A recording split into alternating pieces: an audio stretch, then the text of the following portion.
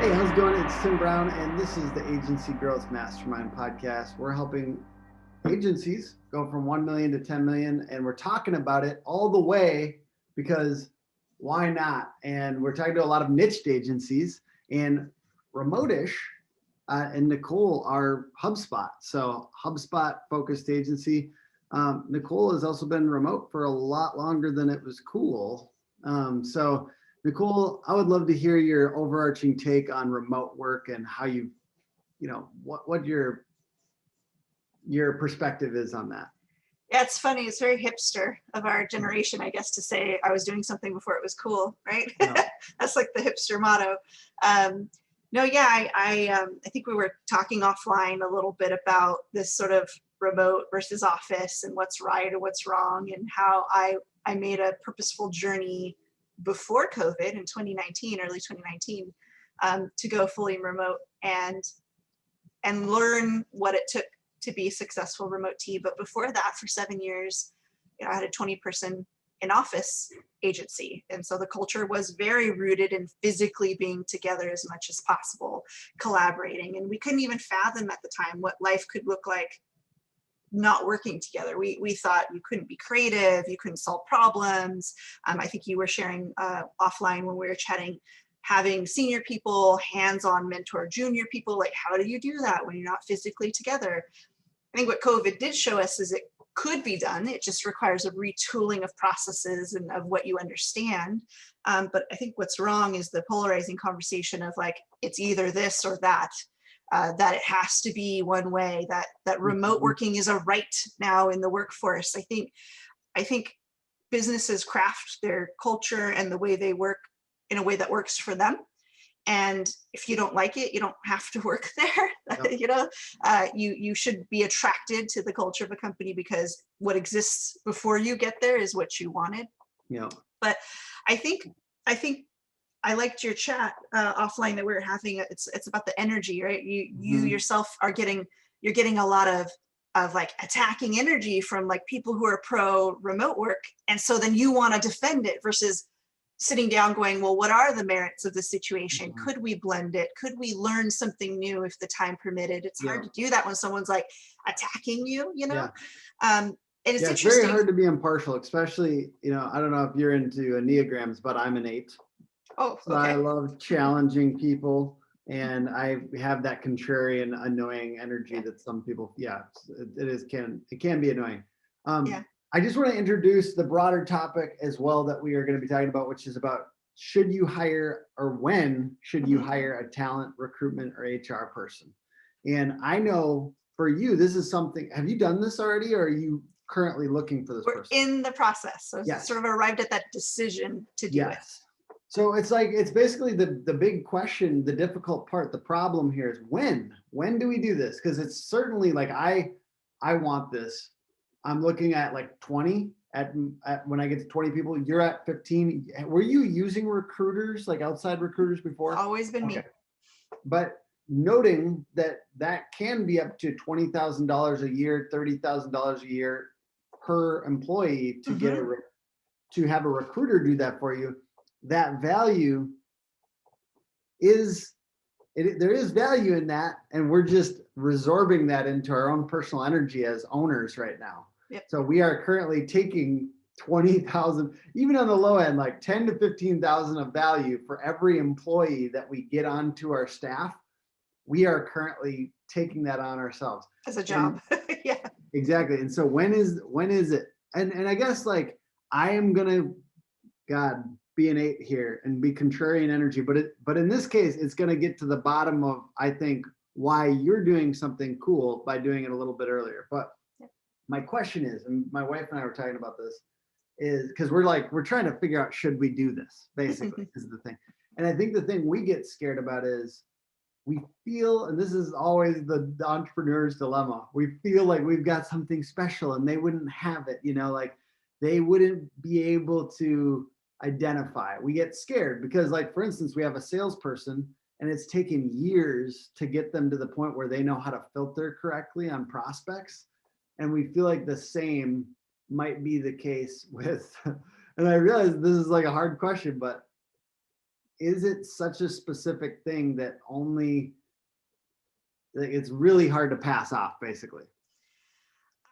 Like sales or service or marketing or HR or any function in your company, there's probably only a really small amount that is the magic, and the broader amount of activities is not. Yeah. And so if you are willing to at least give up all the broad activities and you only have to deal with the small amount, Yes. Okay. it's actually, that's what you want to do. It probably has not taken your salesperson years to learn how to do a process, to learn how to sell your services. It sounds to me just to how to filter out a bad fit prospect. The final filter, yep. But you could have still done that, right? While they took on 90% of the work, 10% of it you could have been involved in, and you just offloaded 90%.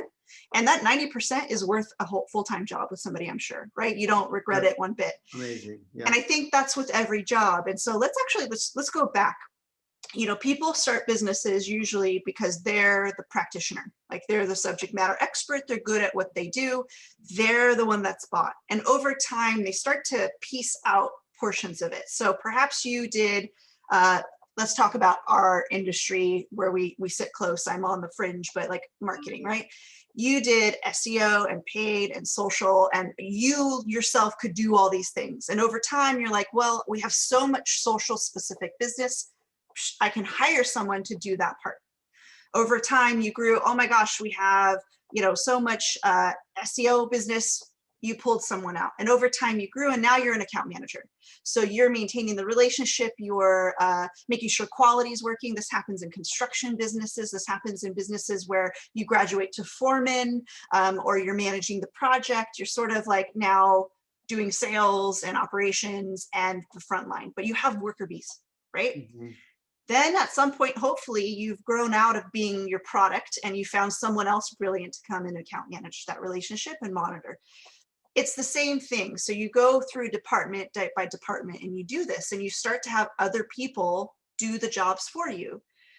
As an owner, you're the most valuable thing your business has. And so if you're getting locked up in any single role other than vision, then you need to hire out.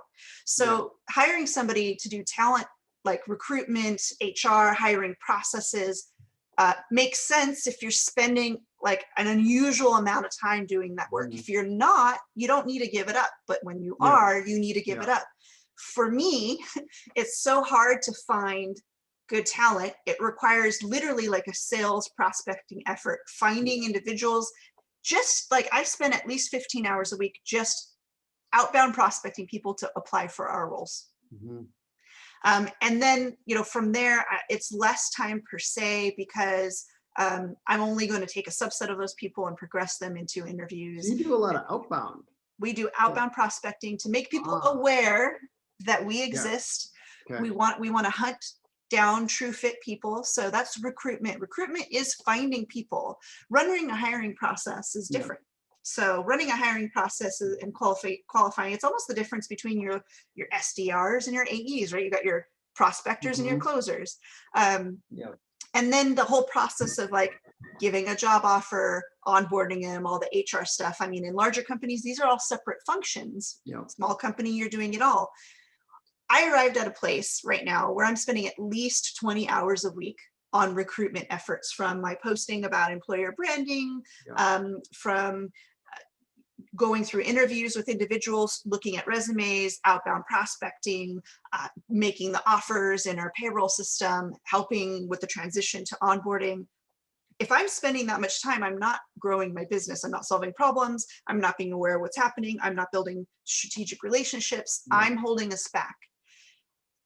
I also don't want to do that work. That's not why I came. I didn't come to be a full-time recruiter, you know. It's a function I took on because it didn't need a full-time person, but now it's arriving where it is. Similar to when your business is smaller and you start to break off a little chunk, you are breaking off that revenue too, right? You're going, I'm willing to pay someone else money to leverage them. So as you said, if you hire a recruitment agency, it could be 20 to 30% of the year salary of the person. We just hired 6 people this year. Mhm. Even 3 of those people, if I used a recruitment agency, would equate a person's salary, full-time annual salary. So I'm looking at going, there's merit in having someone take this off of me. Now, we talked in a previous chat, and your big doubt wasn't, when in times of need, would this recruiter help? Yes, it will help. When you need to fill a slot, it will help. It's when the times when you're not in need, no open slots are available, or you're not feeling the pain of needing to hire. I still feel there's value in this role, because building a strong employer brand that also attracts talent to you. So we do a lot of outbound prospecting, but we get a decent amount of people who find us through our content, our culture, our networking. Having someone who's making sure that the job descriptions make sense. If you go to our website, we have videos of employee testimonials saying like, this is what it's like to work here. Can I just, watching or listening to this, Remotish.agency, and check under About Us, the careers page is basically like, to me, the ideal careers page I've ever seen in my life. The icons with the perks, and then when you click through to the different positions that are open, basically this is the best like position open page I've ever seen in my life. So go check it out. And I hope that you won't be that mad if I lift some components. Steal of this. It's so good. So you gotta tell me whether, okay. Because it's so good. I'm looking at it, I'm like, it's just the best. So, I mean, I don't know. I mean, if I was like a prospect too, and I saw this as your careers page, I would like want to work with you just because you look really smart just looking at this careers page. And that's what I've spent like the better half of like the past year and a half, is learning what it takes to attract talent, which is not unlike attracting customers. You know? Yeah, totally. It's actually harder than attracting customers, because the commitment they're making to you is bigger, right? Yeah. And so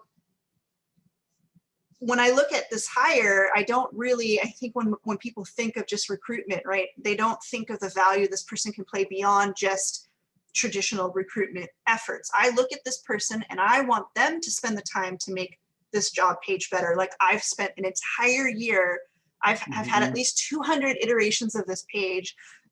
What are we missing? Where are we getting misaligned? What are people not understanding? How do I have a job where one person applies and wants 30K and somebody else applies and wants 170K?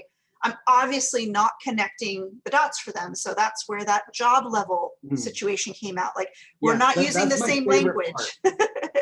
That's the best part. And just to kind of, people who don't go take the time to look, it's basically a list of where you could be in your career path, what the title might be. And you didn't put it on there, I don't think, but like we started to build one of these for ourselves. And one of the things about it, like putting your compensation, like what should you expect to get at certain levels so I really like this, and I kind of just started building one out for ourselves, but it's got like the titles, the level, the titles, the years that you might have, and then the usual responsibilities. It is just something to behold. After I put that on the page, our applicants actually dropped, because it was filtering out people who had a misalignment with the work. And so we had less people applying, but there were people who were applying in salary ranges with career paths that were like aligned with the role. And that's I want that recruiter to do this. I want that recruiter to write up awesome job descriptions that are going to attract the prospects, to ask other employees, hey, let's get on a webinar and talk about employee culture. The way I look at recruitment is marketing and sales married into one, whose sole focus is to get us great talent, whatever it may take to do so. And when you view it that way, you start to actually see a lot of value in that person, where if their immediate activities aren't filling a pipeline for recruitment, it's building the future appetite for someone to work with you. And that could take all day and all night long of somebody's job. We actually spend more time on employer branding than our own marketing efforts to actually sell what we sell. And it's interesting because we've actually gotten more clients who respect and enjoy our position on employer branding and our employee culture, who go, I want to work with a company who respects their employees. Why? Because I'm an employee at a company and I would love it if somebody respected me. It's attractive. It's the same as supporting mission-driven companies. If you've never heard of it, the Southwest case study, where Southwest gave you a bare bones service, but treated their employees like the best thing ever. And their employees then gave phenomenal service, and Southwest beat out on, all the big guys who had all the frills and the bells and whistles, because just people were so happy to have this job. Yeah. And they built that model in the 80s when it was like unheard of. In the 80s, it was like build profitability. Everyone's a cog in the, in the system. And so I look at it going, if you view the role as more than just a small piece, if you look at all the pieces it could offer you, whether it's talent. Nicole, 1 second, I'm cutting out here. Yeah, you are cutting out. Hey, sorry about that. I was cutting out. You were. You were just saying, if you view the role, if you view any role, I guess, as more than just a small component, all, talking about your sales guy, where you're like, there's actually 90% of the job, 10% of this, 10% of this, that made it worth it, then you can let it go. Same thing with recruitment. Just because I am seeking to hire somebody to help me do recruiting and employer branding doesn't mean I'm going to totally disappear. I just might do the 10% and paying the 90% for someone else to take on 30 hours of work plus some other things. For me, as an owner, that's called leveraging. And it's not unlike what you guys all had to do to build your service teams, the teams that offer service to your clients. At one point in time, you had to make a decision because you had more work than you could handle to hire somebody, but you knew if you hired them, they're going to dip into your revenues and you're going to have to deal with that for a while. It's not not unlike any other role. It's just different because it's usually the rarest role that small companies go to hire. They will actually hire accountants, bookkeepers, HR, accounts receivable and payroll, ops people. They'll hire all these other people. Recruitment is usually one of the rarer roles to have in-house. But the moment you need to start paying someone else on the outside to help you find talent, you need to start thinking about that. And I was just so close to doing that recently because I had like heavier turnover after COVID. Or like after this last push of COVID. So that was kind of a moment where I'm like, also the other thing that makes me think that this might be a good idea somewhat soon is a couple of the last hires, I felt like a little bit more like frantic and a little bit more like, all right, just get somebody in here. And I ended up making the right decisions and I'm very happy with them. But at the same time, just that energy shouldn't be there. It should be more level. And it only gets there when you've underinvested in a certain area. That's a good word, underinvesting. If you had somebody all through COVID that was helping build the foundation of an attractive company to work at, you would actually have had an active pipeline and people applying, and you wouldn't have been ready. And then the moment you're ready, you have 10 people who applied within the last 30 days that you can reach out to and get them into an interview process. Do you ever have job postings out there where you're like, I'm not sure whether I'm going to hire this or not, but I need to get the job post out there? Look at our page and you'll see we have currently hiring and accepting applications. Okay, accepting applications. So you have them always out there accepting applications. Our highest demand roles we do, right? I always want to be open. I always want a pipeline. That's and really oftentimes I will reach out to somebody who applied for a role about a year, maybe a year and a half ago. I know that a lot of people tend to get the itch, right? Like the switch company itch around a year and a half. So I will proactively reach out to my database saying, hey, that role you applied for has opened up again if you're interested. And you'd be surprised. A lot of people are interested.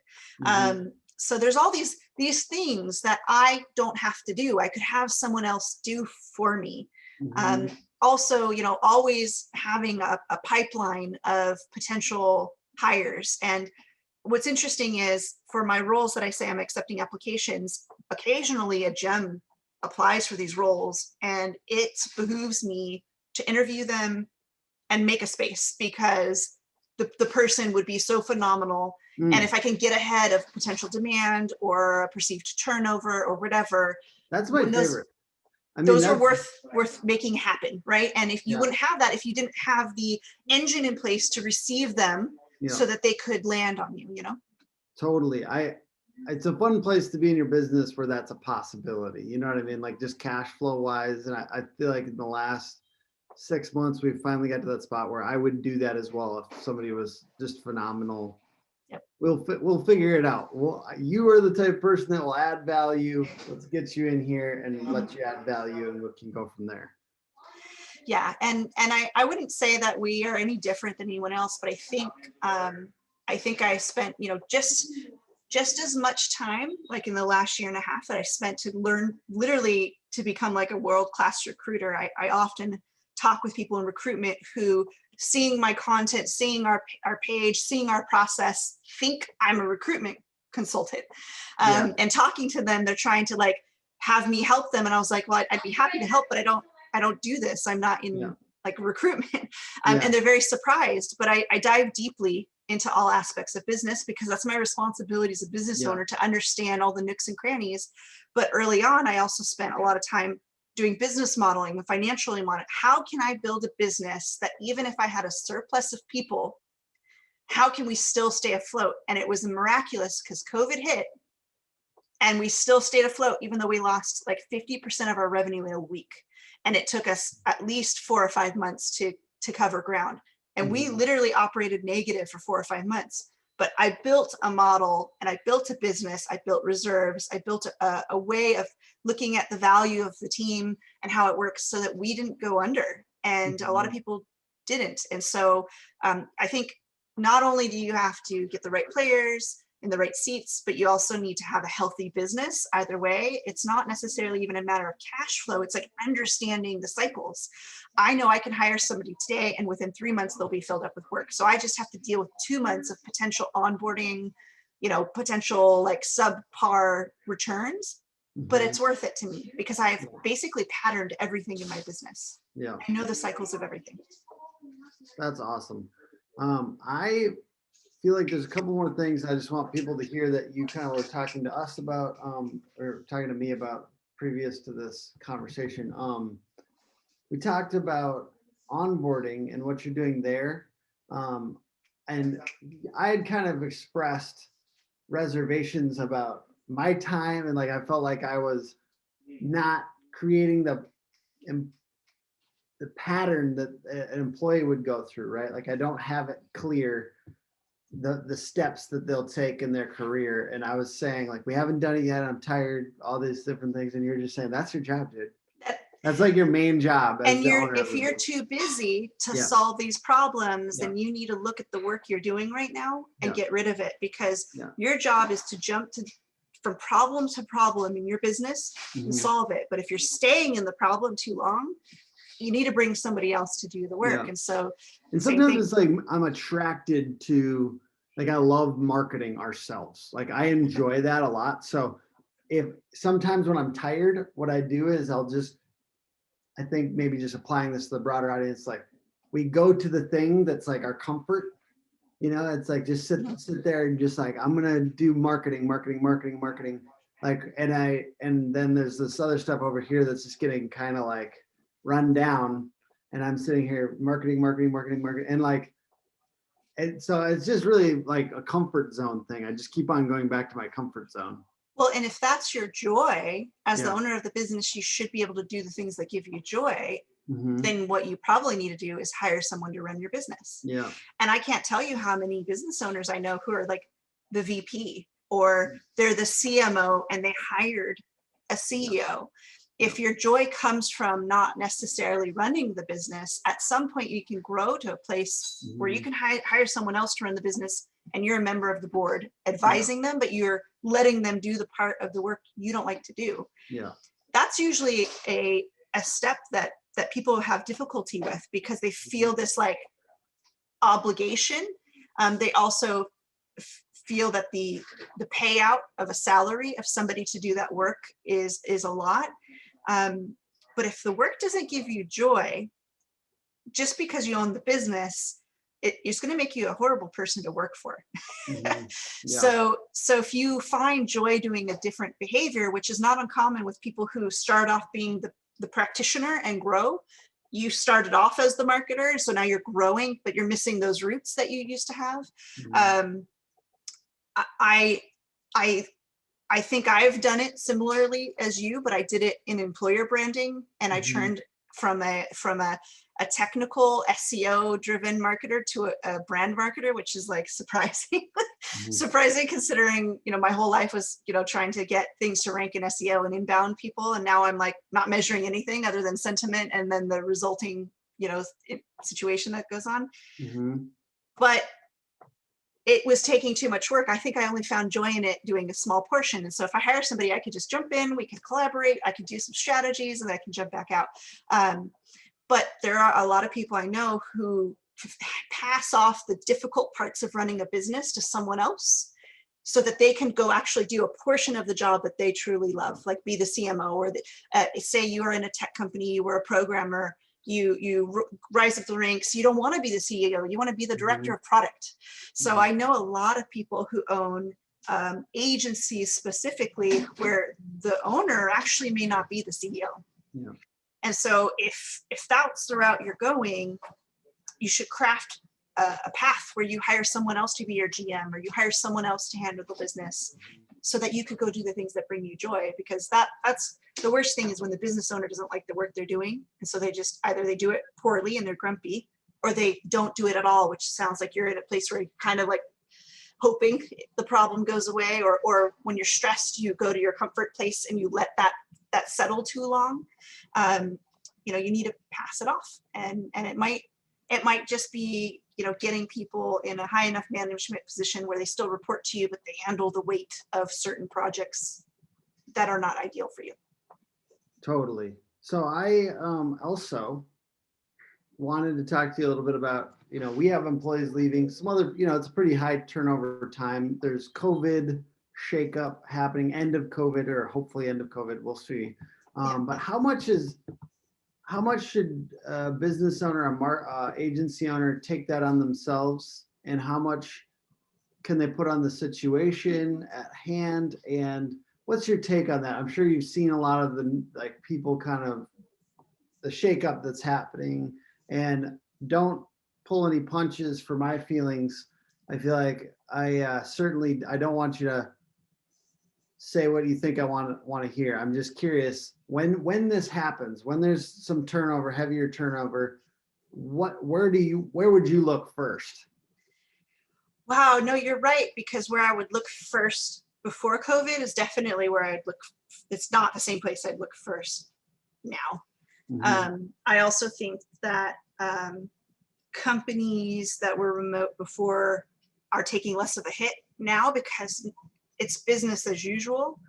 I would say the one difficulty that I've noticed, and I think everybody across the board is dealing with this, is recruitment has gotten harder. So maybe I would get 500 applicants for a role, and I'm only a 10-person agency at the time. Maybe now I'm getting like 50. But a lot of that also, I think, has to do with the fact that we've done a lot of things to churn bad fit people away. But it's harder. People want at least 20 to 25% more money than they wanted before. A year ago, I have people who applied a year ago, and then for whatever reason, they came back, found us, applied again. What used to be on average a $60,000 role, more or less anywhere but New York and San Francisco, is now commanding 75 in a year. Like in a year and a half's time, I've had salaries go up 25% in terms of what people are expecting for the Mhm. same work. Things have just changed. Now, what's hard about that is now my current team is being wooed and prospected by people willing to pay that 25% more. The only reason why they're not leaving is because they know that it's very hard to find a good culture. So I do feel that the companies who had very strong culture, appreciation, a great employee experience, and that's why I'm talking about, I would hire a talent person because I want to maintain Mm. this employee experience that we have. That's the Yeah. only saving grace to why we're still around. Yeah. We're such a small agency. It's so easy to obliterate us. It can take one large agency that comes in. It's like prospects 5 of my top, employees, gives them astronomical salaries, and we're out of business. I'm giving everybody the secrets to take us out of business, but Yeah. any business our size, if you came and really gave, the right offer to people, they're compelled to leave. We're human. I would never fault somebody for taking more money or taking a situation that helps them meet their goals faster in life at this stage. All I had for me was an amazing employee culture that you could see we've taken it and we've basically tossed it all over our website, all over our social, so people can see it. So it like rings loud and clear everywhere we go. And people who didn't have strong cultures, people who weren't taking an employee first mentality, people who knew better but got away with maybe not talking about salary. Talking about salary doesn't mean you have to give it. Talking about it so they understand where you're coming from, they understand when you will be able to do it, that you're working towards that, showing them the metrics they can help influence to help them get there, giving them like the hope and like an authentic promise that will change and be better if they change and be better over time. People who are hard-nosed on remote. It's hard, I think, for a lot of employees who had to go remote for a year. It became essential to surviving. Now this essential to survive way of working is no longer valid. You worked a whole year that way and now you can't. So people who don't entertain flexibility, whatever that may look like, interestingly enough, I think most people are gravitating to wanting a hybrid model. They don't want all or nothing of anything. They want choices and options that are well thought out. I think open communication, not necessarily like a flat organization, but an organization where there's feedback loops everywhere, where I can tell my employees how I think and why I make the decisions I do. They can tell me how they feel about that. I can incorporate it. We can advise each other, but everyone is on the same level of understanding. Things are not happening hidden in the dark.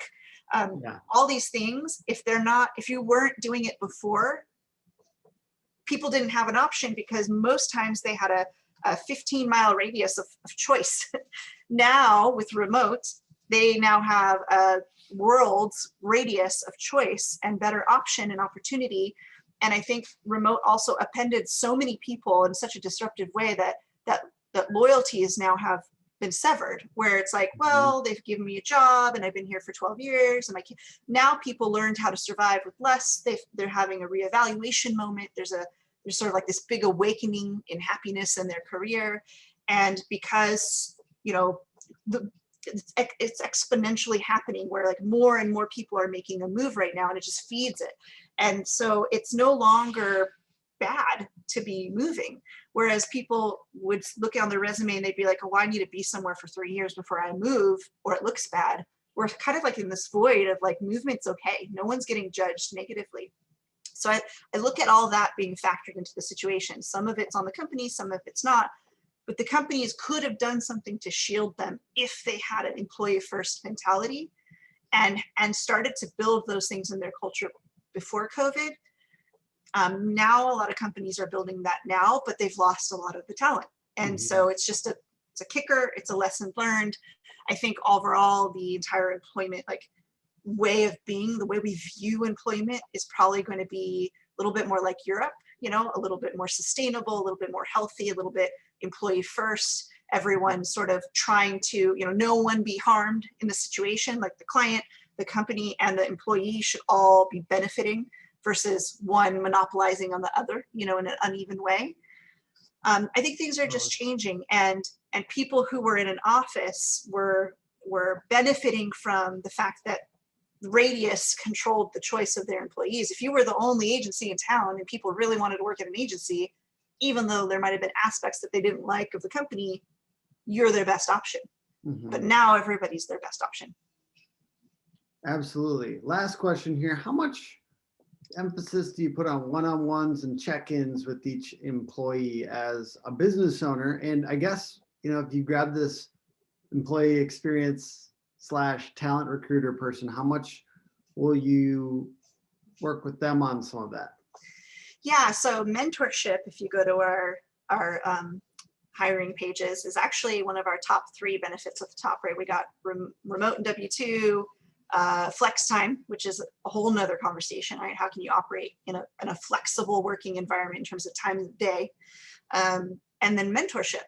And so for me, I think recruitment and mentorship are not necessarily the same. I, as a business owner, have always had like a mentor first approach, where I'm constantly trying to build personal relationships with my team and help them grow to their goals. And sometimes their goals have them only here as a stopping point to the next level in their career.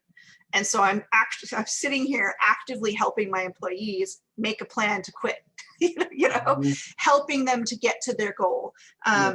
What's interesting is then they go off to these new jobs and they hire us, which is amazing. I love it. But it's the same way, I guess, you should view networking, right? Networking is not necessarily for what the relationship could give you this exact moment. It's the long game. So for me, I will always have mentorship as a way of behaving in our company, coaching, helping people move, the career crafting. How do you go up? How do you go left? How do you go right? It's not always the company that drives the career decisions. Sometimes it's my employees, where they're like, I really would like to try this thing.